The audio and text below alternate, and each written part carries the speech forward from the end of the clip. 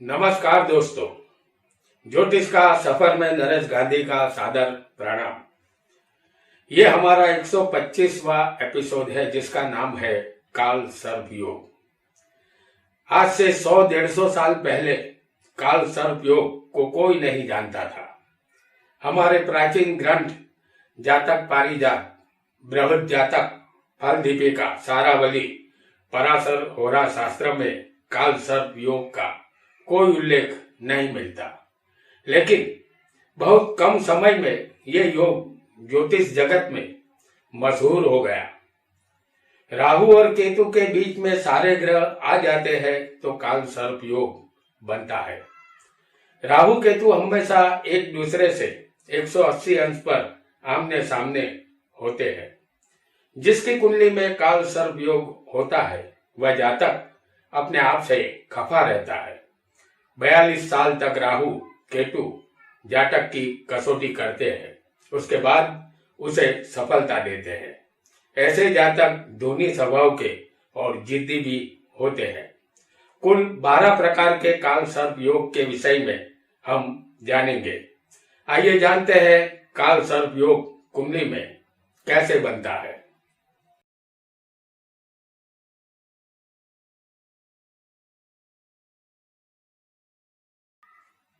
हमने आपके सामने एक कुंडली बनाई है। अगर इस कुंडली के 2 हिस्से हम यहां बीच में से कर दें तो इस भाग को कहेंगे अदृश्य गोड़ात और कुंडली के इस भाग को दृश्य गोड़ात कहते हैं। हम सब जानते हैं कि सूर्य से लेकर शनि तक सारे ग्रह पहले स्थान से दूसरे स्थान में, तीसरे स्थान में, फिर चौथे स्थान में इस तरह गति करते हैं और राहु केतु उल्टी गति करते हैं, यानी कि पहले स्थान से वो 12वें चले जाएंगे और 12वें से 11वें स्थान में आएंगे और 11वें से 10वें स्थान में आएंगे। अब राहु समझ लीजिए कि हम आपको दिखा रहे हैं राहु जो लग्न में है, तो केतु उसके सामने ही आएगा। अगर सारे ग्रह इस तरफ आएंगे, सूर्य से लेकर शनि तक सारे ग्रह, तो यहां घूमते घूमते ग्रह आएंगे तो पहली मुलाकात केतु से होगी और केतु पूंछ है राहु की, तो पूंछ से टकरा कर वो आगे बढ़ जाएंगे। लेकिन अगर इस हिस्से में सारे ग्रह आ जाएंगे तो वो सारे ग्रह राहु के मुख में जाएंगे, तो ये पक्का काल सर्प योग बनेगा। ऐसा काल सर्प योग इस तरफ ग्रह होंगे तो उसे सामान्य काल सर्प योग ही माना जाएगा, वो ज्यादा परेशान नहीं करता। जबकि पक्का काल सर्प योग राहु के मुंह में सारे ग्रह ग्रसित होंगे तभी बनेगा। आइए जानते हैं कि पहले स्थान में अगर राहु हो लग्न में और सप्तम में किसी को केतु हो, तो दोनों के बीच में अगर यहां इस हिस्से में सारे ग्रह होंगे तो अनंत नामक काल सर्प योग बनता है। ऐसे जातक अपने रिश्तेदारों से छले जाते हैं, उनके षड्यंत्र का शिकार बनते हैं, अपनी पत्नी के साथ जीवन तनावपूर्ण रहता है। और अगर किसी को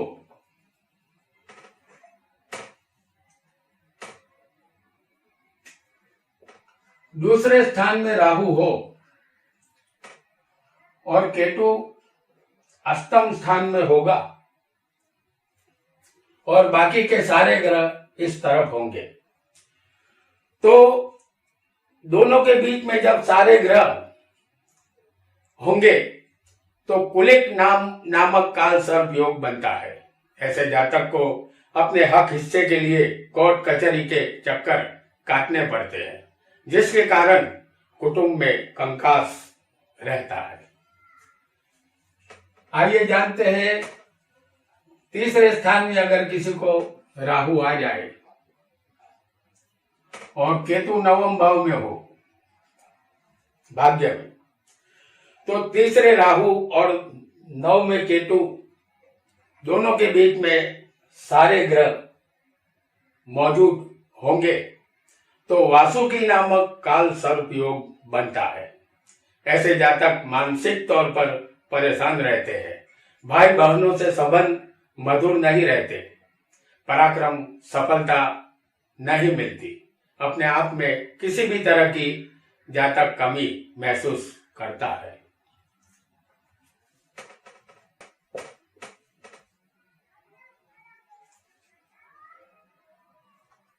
अगर किसी को चौथे स्थान में राहु हो और 10वें केतु हो और सारे ग्रह आ जाए बीच में तो संगपाल नामक काल सर्प योग बनता है। ऐसे जातक जमीन जायदाद या अपने साथ काम करने वाले लोगों से घर्षण होता है, नौकरी धंधे बदलते रहते हैं, माता पिता से दूर रहना पड़ता है, जमीन मकान के मामले में जातक फंस जाता है। आइए आगे बढ़ते हैं और जानते हैं कि पंचम स्थान में अगर किसी को राहु हो और केतु 11वें स्थान में हो तो 5वें राहु और 11वें केतु दोनों के बीच में सारे ग्रह होंगे तो पद्म नामक काल सर्प योग बनता है। ऐसे जातक में धन की लालसा ज्यादा होती है, शिक्षा कम मिलती है, जुआ शेयर बाजार में खोट का धंधा ये जातक करता है, संतान सुख में कमी रहती है, गलत साहस से मानहानि होती है। अगर किसी को छठे स्थान में अगर राहु होगा और केतु 12वें स्थान में आएगा तो छठे राहु और 12वें केतु दोनों के बीच में सारे ग्रह होंगे तो महापद्म नामक काल सर्प योग बनता है। ऐसे जातक को रोगों का सामना करना पड़ेगा, वह अपने शत्रु को पहचान नहीं पाते, जातक नया नया कर्ज लेता रहता है, उसके मित्र भी शत्रु बनते हैं, मृत्यु के विचार आते हैं।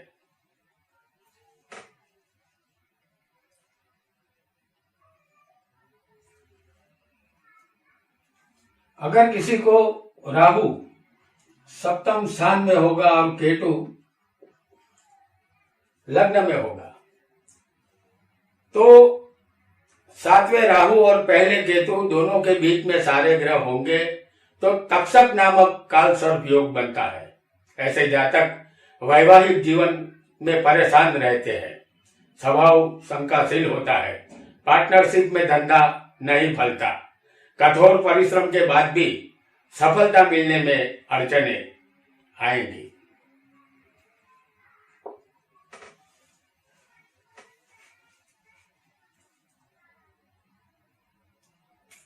किसी को अष्टम स्थान में अगर राहु आ जाए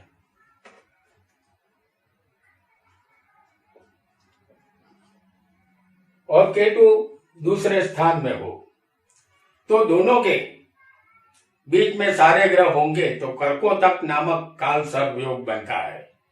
ऐसे जातक ज्यादा मेहनत करके भी कम कमाई हासिल करता है, पैतृक संपत्ति हाथ से निकल जाती है, रोग पीछे पड़ जाते हैं, बार बार अकस्मात का भय रहता है, खोजबीन और उच्च अभ्यास में फायदा होता है। और अगर किसी को राहु 9वें स्थान में हो और केतु तीसरे स्थान में होगा तो दोनों के बीच में सारे ग्रह अगर आ जाएंगे तो शंखनाद नामक काल सर्प योग बनता है। ऐसे जातक के भाग्योदय में बाधाएं आती है, दूसरों पर एहसान करने से अपयश मिलता है, अच्छा काम करने से दूसरों को लाभ मिलता है, खुद को नहीं मिलता, कभी धार्मिक कभी नास्तिक जैसी विचारधारा इस जातक की रहेगी।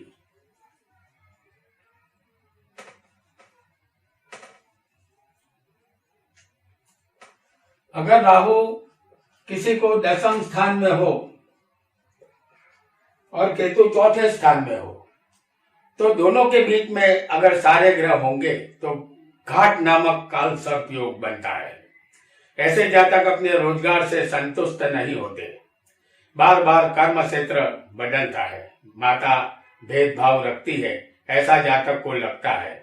माता से सुख नहीं मिलता, मकान बदलते रहते हैं।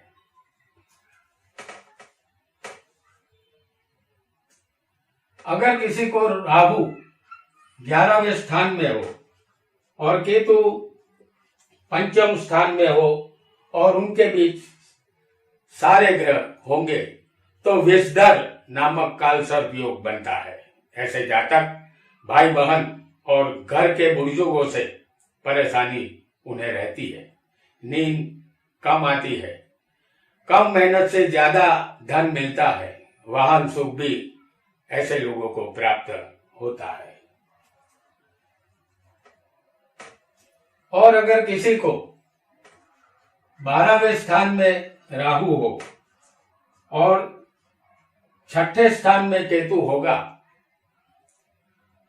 और दोनों के बीच सारे ग्रह आ जाएंगे तो शेष नामक काल सर्प योग बनता है। ऐसे जातक को पैसे की तकलीफ रहती है, हर तरह के खर्चे आते रहते हैं, परदेश आना जाना लगा रहता है, कर्ज बड़ा होता है और बढ़ता जाता है।